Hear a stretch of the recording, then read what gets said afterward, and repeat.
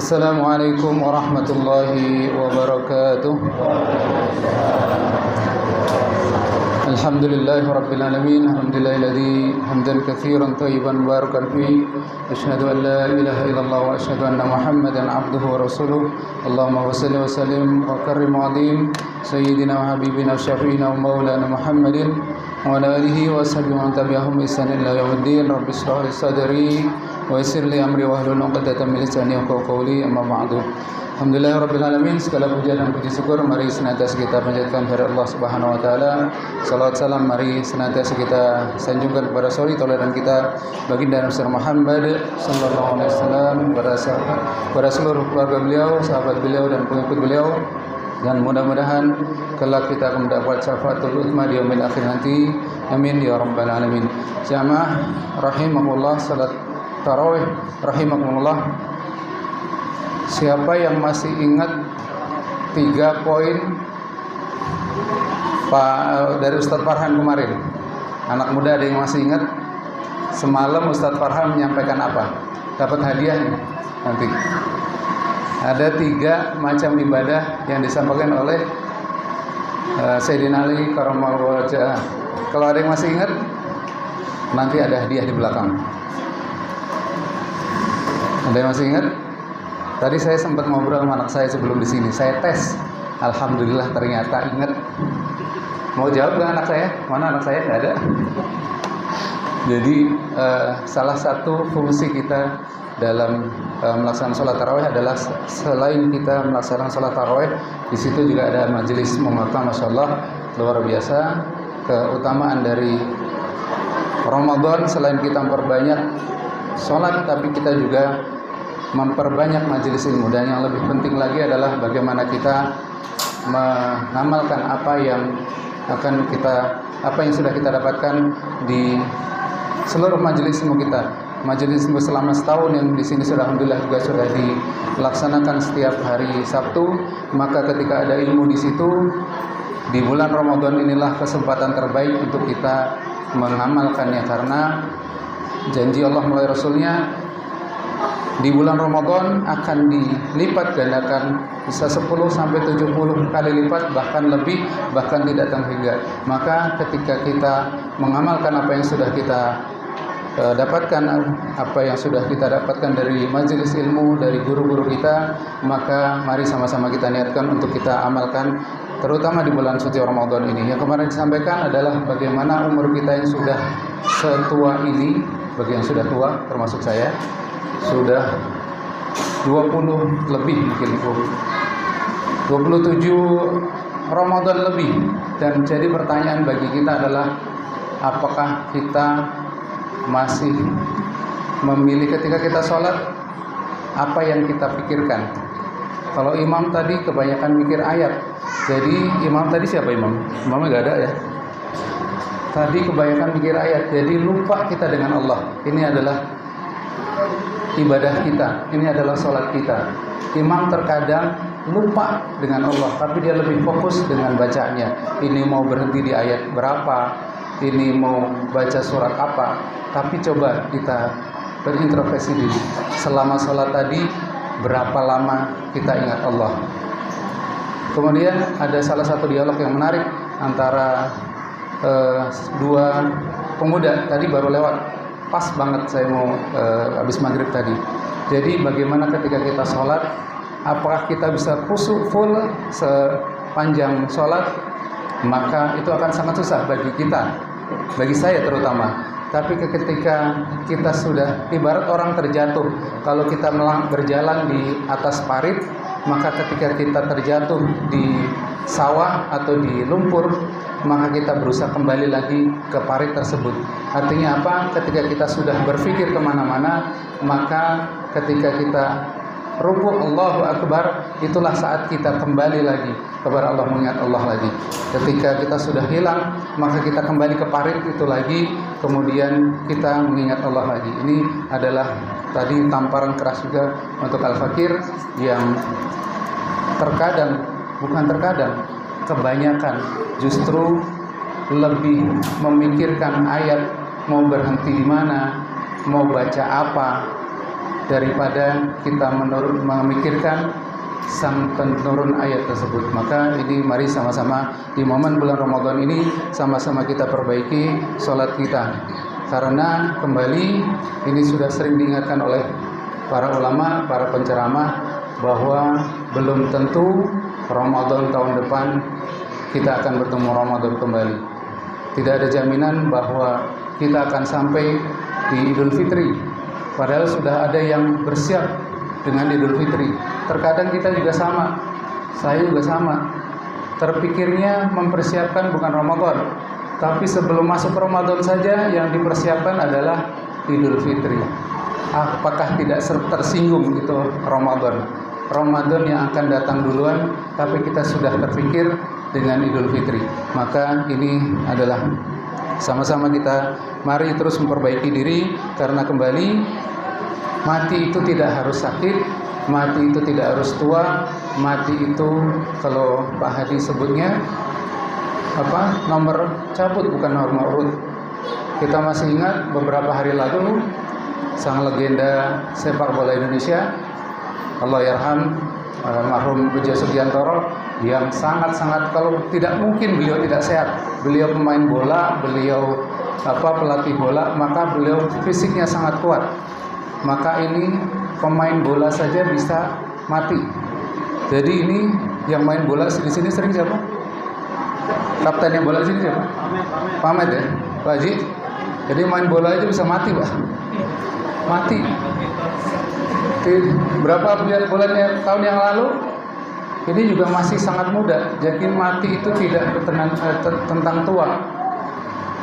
Atlet bulu tangkis Cina bermain di Indonesia di World Junior, di kejuaraan junior masih sangat muda, sudah terlatih dengan fisik yang luar biasa, tapi ketika main bulu tangkis mati. Ini sini yang suka bulu tangkis siapa? Jadi Pasep ya. Pamet lagi kayaknya, kapten bulu tangkis Pamet lagi. Jadi itu bahaya dua Pamet tuh. Bulu tangkis juga bahaya mati, udah ada contohnya. Sepak bola juga mati, Pak.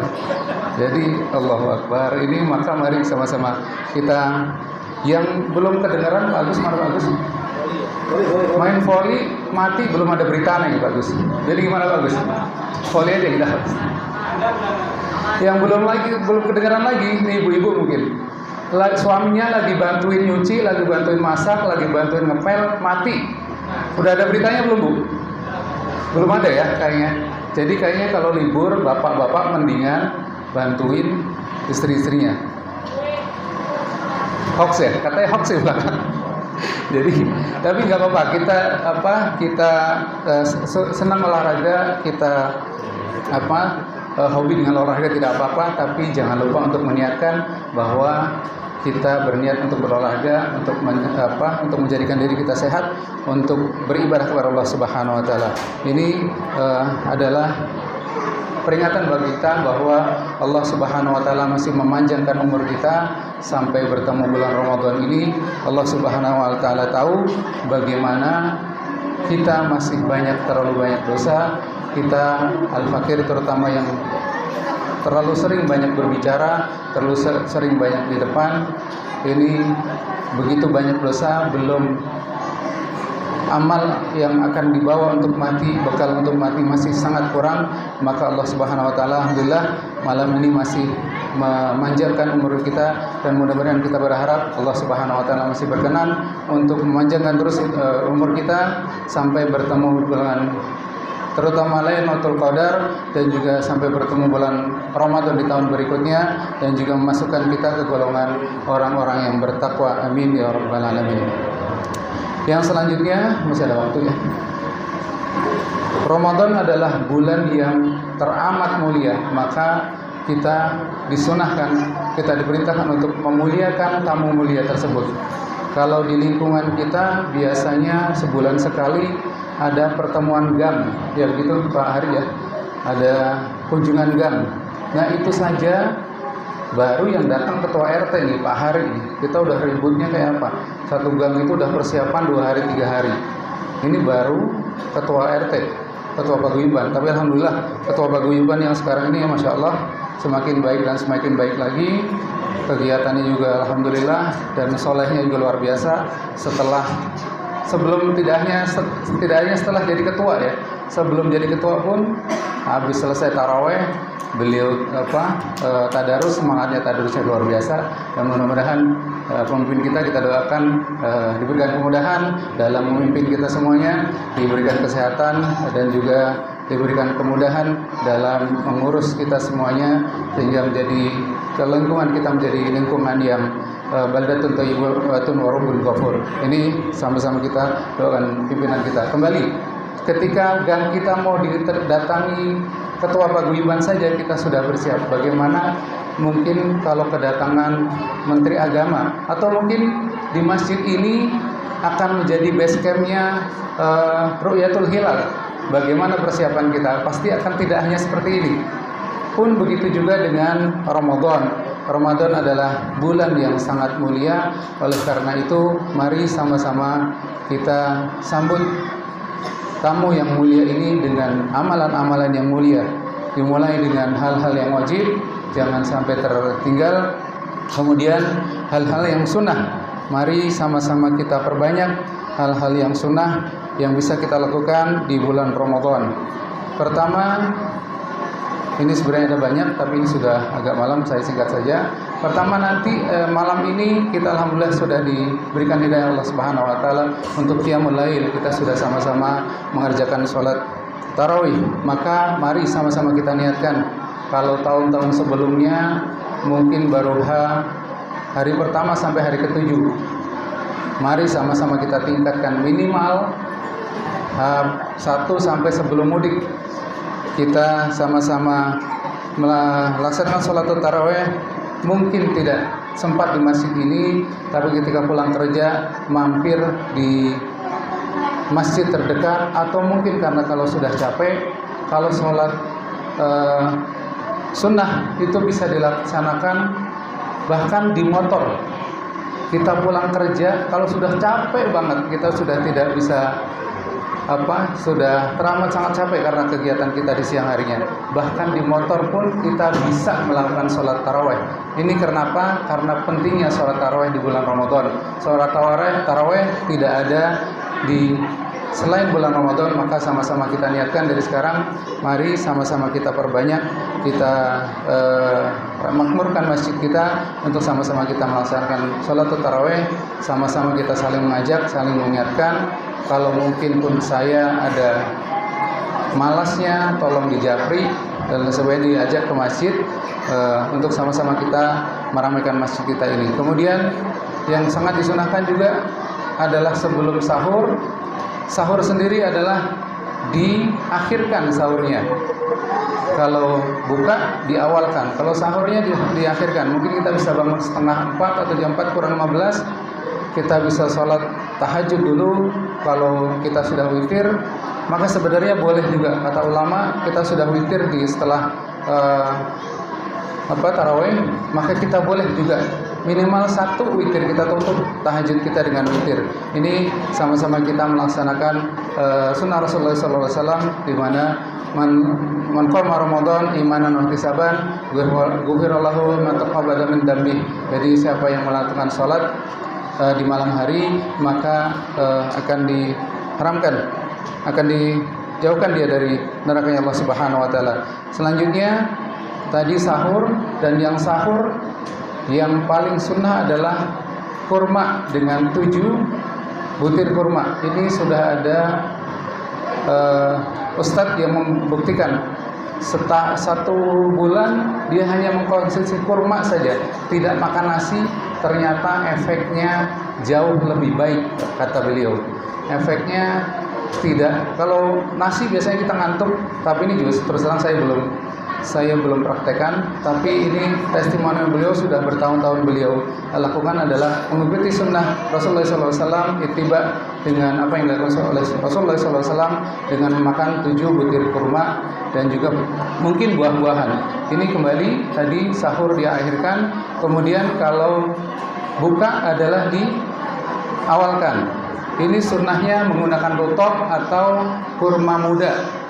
Kalau kurma muda nggak ada, ya samain aja dengan sahur kurma tua. Kalau nggak ada muda, tua juga tidak masalah. Yang penting kita niatkan kita mengikuti apa yang dilakukan Rasulullah SAW. Kemudian yang ini sering kita konsumsi juga, minuman dingin. Ternyata ini Rasulullah SAW, kita sudah bahas di kitab Syamilah Muhammadiyah bahwa salah satu minuman kesukaan Rasulullah SAW adalah minuman yang dingin, yang manis.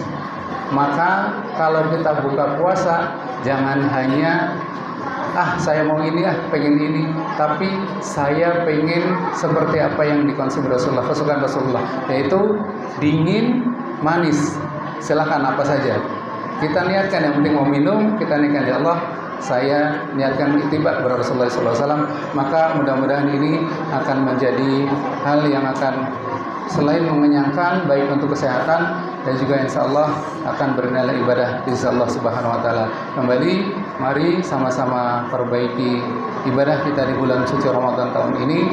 Mudah-mudahan Allah Subhanahu Wa Taala memberikan taufik dan hidayah dan inayah kepada kita semua untuk kita sama-sama mengumpulkan sebanyak-banyaknya dan sebaik-baiknya bekal guna perjumpaan kita dengan Allah Subhanahu Wa Taala. Ini saja yang dapat saya sampaikan.